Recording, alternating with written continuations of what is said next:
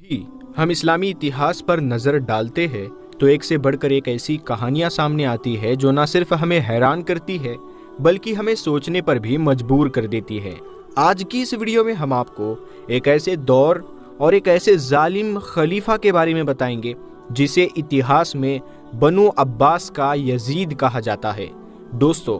یہ وہ کربلا والا یزید نہیں ہے، یہ اس سے بھی بڑا ظالم ہے۔ اس خلیفہ نے نہ صرف اہل بیت پر ظلم کے پہاڑ توڑے بلکہ اپنے دور کی سلطنت کو بھی تباہی کی کگار پر پہنچا دیا، اور تو اور امام حسین رضی اللہ تعالی عنہ کی جو روضہ مبارک تھا، جو مزار شریف تھا، اس پر بھی اس نے 17 بار حل چلوایا، یعنی شہید کیا۔ تو دوستو، اگر آپ جاننا چاہتے ہیں کہ یہ ظالم کون تھا، اس نے اپنے ہی بیٹے کے ہاتھوں اپنی موت کیوں پائی اور کیسے اس کی نفرت اور ظلم نے اسے اتہاس کے سب سے بدنام خلیفاؤں میں شمار کر دیا، تو اس ویڈیو کو آخر تک ضرور دیکھیے۔ دوستو، اگر آپ مسلم اتہاس کی تھوڑی بہت بھی سمجھ رکھتے ہیں تو یہ بات تو بڑی اچھی طرح سے جانتے ہوں گے کہ آخری پیغمبر حضرت محمد صلی اللہ تعالی علیہ وسلم جب ہماری اس دنیا سے ظاہری طور پر رخصت ہو گئے تھے تو ان کے بعد مسلمانوں کو ان کے خلیفہ یعنی ایک ایسے انسان کی ضرورت پڑی تھی کہ ان کی جگہ پر پوری مسلم دنیا کو لیڈ کر سکے، یعنی پوری مسلم دنیا کے سسٹم کو چلا سکے۔ اور ایسی بڑی پوزیشن پر ایک انسان کو بیٹھانے کے لیے مسلمانوں نے اپنے آپسی مشورے کے بعد پیغمبر حضرت محمد صلی اللہ علیہ وسلم کے ایک قریبی ساتھی، بلکہ جو ان کے رشتے میں سسور بھی لگا کرتے تھے، یعنی حضرت ابو بکر صدیق رضی اللہ تعالی عنہ کو چن لیا تھا، اور اس طرح سے یہ مسلمانوں کے پہلے خلیفہ بنے تھے اور یہی پوری مسلم دنیا کو کنٹرول کرتے تھے۔ ان کے بعد حضرت عمر رضی اللہ تعالی عنہ کو چنا گیا، ان کے بعد حضرت عثمان کو، اور ان کے بعد حضرت علی رضی اللہ تعالی عنہ کو چنا گیا۔ حضرت علی کے بعد حضرت حسن بھی لگ بھگ 6 مہینے تک لگاتار اس پوزیشن پر بیٹھے رہے تھے، مگر ان کے خلافت کا یہ سلسلہ پوری طرح سے ختم ہو گیا تھا، یعنی خلافت صرف 30 سال تک ہی تھی۔ اس کے بعد شروعات ہوئی تھی سلطنتوں کے دور کی، یعنی پھر مسلم سلطنتوں نے جنم لینا شروع کر دیا تھا، اور مسلم اتہاس کی سب سے پہلی سلطنت کا نام تھا سلطنت بنو امیہ، جسے امید ڈائنیسٹی بھی کہا جاتا ہے، اور اس کے پہلے حکمران تھے یعنی بادشاہ، ان کا نام تھا حضرت امیر معاویہ، اور یزید کے جس کے اشارے پر ہی آخری پیغمبر یعنی حضرت محمد صلی اللہ تعالی علیہ وسلم کے نواسے حضرت امام حسین کو کربلا کے میدان میں شہید کیا گیا تھا، وہ بھی اسی سلطنت کا دوسرا حکمران تھا، یعنی کہ وہ دوسرا رولر تھا۔ آپ کو بتاتے چلے کہ ویسے تو مسلم اتہاس بہت ساری چھوٹی بڑی سلطنتوں سے بھرا پڑا ہے، مگر پھر بھی جو پورے مسلم اتہاس کی 3 سب سے بڑی اور طاقتور، سب سے مشہور اگر کہا جائے تو غلط نہ ہو، یہ مشہور سلطنتیں مانی جاتی ہے، ان کے نام ہیں سلطنت بنو امیہ، سلطنت عباسیہ، اور تیسری سلطنت ہے سلطنت عثمانیہ، جس کو ہم میں سے لگ بھگ سبھی لوگ بڑے اچھی طرح سے جانتے ہی ہیں۔ دوستو، یاد رہے کہ یزید کے اس دنیا سے چلے جانے کے بعد بھی اس کی سلطنت یعنی سلطنت بنو امیہ میں وقت وقت پر ایسے بہت سارے حکمران پیدا ہوتے رہے تھے کہ جنہوں نے یزید کے ہی نقش قدم پر چل کر اہل بیت یعنی حضرت محمد صلی اللہ تعالی علیہ وسلم کی نسلوں کے اوپر ظلم کیا تھا، ان کے خاندان والوں کے اوپر ظلم کیا تھا، اور ان کے ساتھ ایسے برے سلوک کیے تھے کہ جس کی وجہ سے ان کو اس دنیا میں زندگی گزارنا بھی بڑا مشکل پڑا کرتا تھا۔ مگر ظاہر ہے دوستو، کبھی نہ کبھی ظلم ضرور اپنی آخری حد کو پہنچ ہی جاتا ہے، اور ایسا ہی بالکل بنو امیہ کے ساتھ ہوا، کیونکہ ظاہر ہے پوری دنیا ایک لمبے وقت سے اہل بیت کے اوپر بنو امیہ کی طرف سے کیے جانے والے ظلم و ستم کو دیکھ رہی تھی، مگر صرف اور صرف ایک چنگاری یا پھر یہ ایک لیڈرشپ کا انتظار کر رہی تھی، اور یقیناً وہ چنگاری بلکہ یہ کہیے کہ وہ انقلاب بنو عباس کی شکل میں آ بھی گیا، یہ ایک ایسا انقلاب تھا کہ جس نے بنو امیہ کو پوری طرح سے تہس نہس کر دیا، اور ایک ایسی بڑی اور طاقتور سلطنت کہ جس کو ہرانا ناممکن سمجھا جاتا تھا، وہ ہماری دنیا سے صرف چند مہینے کے اندر ہی ایسے غائب ہو گئی کہ مانو اس نام کی ہماری دنیا میں کوئی سلطنت ہوا ہی نہیں کرتی تھی۔ اور اس طرح سے ایک نئی سلطنت یعنی سلطنت عباسیہ ہماری دنیا میں وجود میں آئی۔ یاد رہے دوستو، جیسا کہ میں نے آپ کو پہلے ہی بتایا ہے کہ یہ جو سلطنت عباسیہ تھی، مسلم اتہاس کی 3 سب سے مشہور سلطنتوں میں سے ایک ہے۔ اس کی بنیاد ہی اس بات پر رکھی گئی تھی کہ یہ لوگ نہ صرف اہل بیت کے اوپر ظلم و ستم کو ختم کریں گے، بلکہ ان کو ایک اچھی اور عالیشان زندگی بھی دیں گے۔ ظاہر ہے وہ اہل بیت ہے،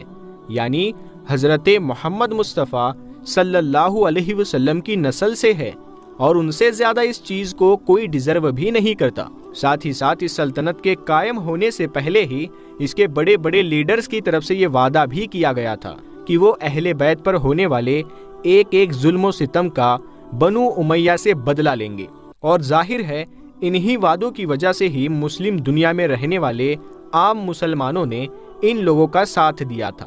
باوجود اس کے کہ وہ جانتے تھے کہ اگر وہ اس چیز میں ناکام ہوئے تو بنو امیہ کے لیے یہ بغاوت مانی جائے گی اور ایک ایک باغی کی حیثیت سے ان لوگوں کو قتل کیا جائے گا۔ مگر دوستو یہ مشن کامیاب ہوا، بنو امیہ کا تختہ پلٹ ہوا اور اس کی جگہ پر سلطنت عباسیہ نے راج کرنا شروع کر دیا، اور وعدے کے مطابق سلطنت عباسیہ نے کافی حد تک اہل بیت کو وہ سب کچھ دینے کی کوشش کی کہ جو ان کو ملنا چاہیے تھا۔ مگر دوستو آپ کو جان کر حیرانی ہوگی اور شاید زور کا جھٹکا بھی لگے گا کہ جس سلطنت عباسیہ کی بنیاد ہی اہل بیت کی حفاظت کے وعدے پر رکھی گئی تھی، اسی سلطنت عباسیہ میں آگے جا کر ایک ایسا بچہ بھی پیدا ہوا کہ جس نے خود ہی اہل بیت کے اوپر ظلم کرنا شروع کر دیا۔ بلکہ سب سے زیادہ حیرانی کی بات تو یہ ہے کہ اس کی طرف سے کیا جانے والا یہ ظلم و ستم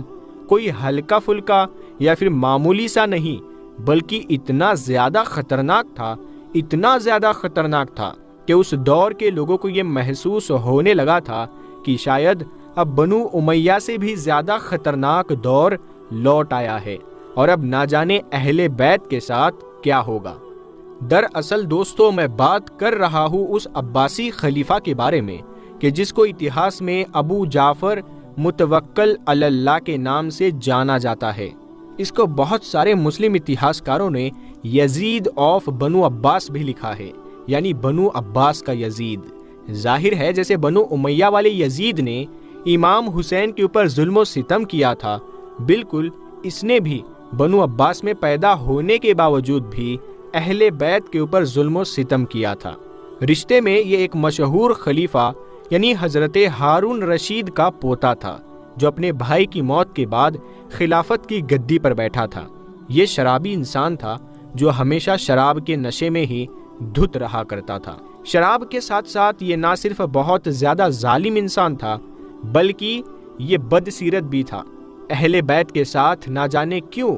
حد سے زیادہ دشمنی رکھا کرتا تھا۔ اس نے ایک حد سے زیادہ ظالم انسان کو حجاز یعنی مکہ مدینہ کے علاقے کا گورنر بنا کر یہ حکم دے رکھا تھا کہ اس علاقے میں کوئی بھی انسان آل ابو طالب کے اوپر کوئی احسان نہ کرے، یعنی پیغمبر حضرت محمد صلی اللہ علیہ وسلم کی اولاد میں سے جتنے بھی لوگ ہیں ان کی کوئی بھی مدد نہ کرے۔ اگر کوئی بھی انسان ایسا کرنے کی کوشش بھی کرے تو اس کو سزا دی جائے، کہ جس سزا کے ڈر سے آگے کوئی بھی ایسا کرنے کے بارے میں سوچے بھی نہ۔ اس ڈر کی وجہ سے ہی دھیرے دھیرے زیادہ تر لوگوں نے اب اہل بیت سے دور رہنا شروع کر دیا تھا۔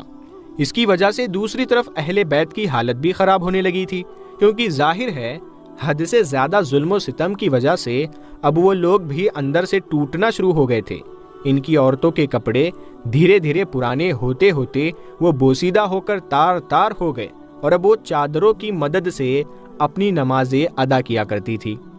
دوسری طرف جو اہل بیت کے مرد ہوا کرتے تھے ان کے کپڑوں پر بھی بے شمار پیوند نظر آیا کرتے تھے۔ اہل بیت سے یہ بادشاہ کتنی زیادہ نفرت کیا کرتا تھا اس بات کا اندازہ آپ لوگ اس بات سے لگا سکتے ہیں کہ جب کبھی بھی یہ اہل بیت سے جڑی کسی بھی بڑی شخصیت کو یاد کیا کرتا تھا، اب وہ بڑی شخصیت چاہے اس دور میں زندہ ہو یا پھر اس دنیا سے رخصت ہو چکی ہو، یہ ہمیشہ ان کو برائی کے ساتھ ہی یاد کیا کرتا تھا اور نام لیتے وقت الگ الگ طرح سے ان کو لعنتیں بھیجا کرتا تھا۔ اس نے اپنی ساری حدوں کو پار کرتے ہوئے اپنے دور میں نواسائے رسول حضرت امام حسین رضی اللہ تعالیٰ عنہ کی قبر کو بھی پوری طرح سے ختم کرنے کی کوشش کی اور ایک کے بعد ایک لگاتار 17 بار امام حسین کی قبر کو شہید اور مسمار کروایا۔ یہ جب کبھی بھی حضرت امام حسین کی قبر کو ختم کیا کرتا تھا، لوگ جا کر ایک بار پھر سے مٹی کی مدد سے اس قبر کو دوبارہ تیار کر دیا کرتے تھے، یہاں تک کہ اب اس نے حضرت امام حسین کی قبر پر ہل چلوایا اور اس کے بعد وہاں سے پانی بھی گزروا دیا، مگر لوگ تب بھی نہ مانے اور ایک بار پھر سے حضرت امام حسین کی قبر پر حاضری دینے پہنچ جایا کرتے تھے۔ اسی لیے اب اس نے پریشان ہو کر اب یہ آرڈر جاری کیا کہ اب سے جو بھی حضرت امام حسین کی قبر پر جائے گا اس کے ہاتھوں کو کٹوا دیا جائے۔ اس خبیث نے پوری سلطنت میں یہ اعلان کروا دیا تھا کہ مسلم اتہاس میں ابھی تک صرف 3 ہی خلیفہ ہوئے ہیں، ایک حضرت ابوبکر صدیق اور دوسرے حضرت عمر اور تیسرا میں خود۔ کسی انسان کو یہ خلیفہ یا پھر کچھ اور مانا ہی نہیں کرتا تھا۔ دوستو، یہ ایسی محفلوں کو بڑے شوق کے ساتھ آرگنائز کیا کرتا تھا کہ جس میں اہل بیت کو گالیاں دی جاتی تھی یا پھر کسی بھی طرح سے ان کے اوپر ظلم و ستم کی بات کی جاتی تھی۔ حالانکہ دوستو، یہ بھی یاد رکھنے والی چیز ہے کہ اس کی سلطنت کا زیادہ تر دور قدرتی آفتوں کی چپیٹ میں رہا۔ اس کی سلطنت کے دور میں نہ صرف خطرناک زلزلے آئے بلکہ سوکھا بھی پڑا۔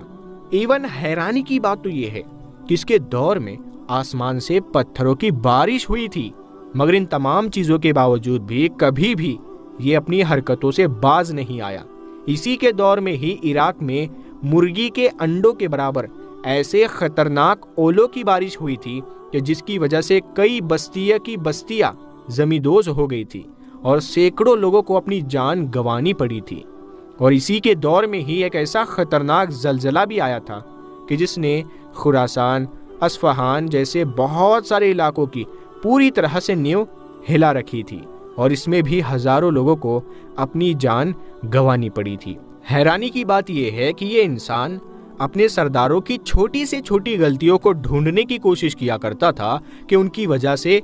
یہ ان کو بھیانک سے بھیانک سزا دے سکے اور بعد میں ان کے مال اور عورتوں پر قبضہ کر سکے۔ اس نے اپنے دور میں اپنی سلطنت میں رہنے والے غیر مسلموں کو بھی بہت زیادہ پریشان کیا۔ اس کے دور میں غیر مسلموں کے لیے یہ ضروری تھا کہ وہ اپنے گلے میں لکڑی کے پٹے پہنے، وہ گھوڑوں پر سوار نہیں ہو سکتے تھے، اس کے علاوہ ان کے گھر بھی چھوٹے ہونے چاہیے۔ غیر مسلموں کو ایسے کپڑے پہننا بھی ضروری کر دیا گیا تھا کہ جن کپڑوں کی مدد سے وہ آسانی سے دور سے ہی پہچانے جا سکے کہ وہ مسلمان نہیں بلکہ غیر مسلم ہیں۔ اتنا ہی نہیں دوستو، اس ظالم بادشاہ نے غیر مسلموں کے اوپر الگ طرح کے نہ جانے کتنے ٹیکسز بھی لاد دیے تھے، جس کی وجہ سے یہ لوگ بہت زیادہ پریشان رہا کرتے تھے۔ دوستو، ویسے تو اس خلیفہ کے حرم میں لگ بھگ 4000 کے قریب کنیزیں موجود تھی، مگر جس کنیز سے یہ انسان سب سے زیادہ محبت کیا کرتا تھا، بلکہ یہ کہیے کہ جو کنیز اس کی سب سے زیادہ قریبی تھی، وہ دراصل ایک حبشہ عورت یعنی کہ ایک کالی عورت تھی، اور اس کی محبت کا نتیجہ تھا کہ یہ ظالم بادشاہ اپنے بعد اس کالی عورت کے بیٹے کو ہی اپنا اگلا خلیفہ یعنی اگلا سلطنت کا حکمران بھی بنانا چاہتا تھا۔ مگر جب اس بات کی خبر اس کے دوسرے بیٹے کی، جس کا نام المنتصر تھا اور جو قانونی طور پر اس کا اگلا وارث یعنی اگلا خلیفہ بننے والا تھا، اس کو جب یہ خبر پتہ چلی تو اس کے اور اس کے باپ کے بیچ انبن شروع ہو گئی، اور نتیجہ یہ ہوا کہ ایک دن بھرے دربار میں یعنی سب لوگوں کے سامنے ہی اس ظالم بادشاہ نے اپنے بیٹے المنتصر کو نہ صرف گالیاں دی بلکہ جھڑکتے ہوئے دربار سے باہر نکال دیا۔ ظاہر ہے یہ اس کے بیٹے یعنی المنتصر کے لیے بہت بے عزتی کی بات تھی، اسی لیے اس نے اپنے باپ سے انتقام لینے کا فیصلہ کیا، اور ایک دن جب یہ ظالم بادشاہ رات کا کھانا کھانے کے بعد شراب کے نشے میں چور تھا تو اس کے ہی بیٹے المنتصر نے اپنے کچھ دوستوں کے ساتھ مل کر اس کو قتل کر دیا، اور اس طرح سے اتہاس کا یہ ظالم بادشاہ اپنے بیٹوں کے ہاتھوں سے پوری طرح سے ختم ہو گیا۔ دوستو، اتہاس ہمیں سکھاتا ہے کہ ظلم چاہے کتنا بھی بڑا کیوں نہ ہو، اس کا انت ضرور ہوتا ہے۔ اس ظالم خلیفہ کا حشر بھی ہمیں یہی سکھاتا ہے کہ برائی کبھی نہیں ٹکتی۔ اگر آپ کو یہ ویڈیو پسند آیا ہو تو اسے لائک کریں، اپنے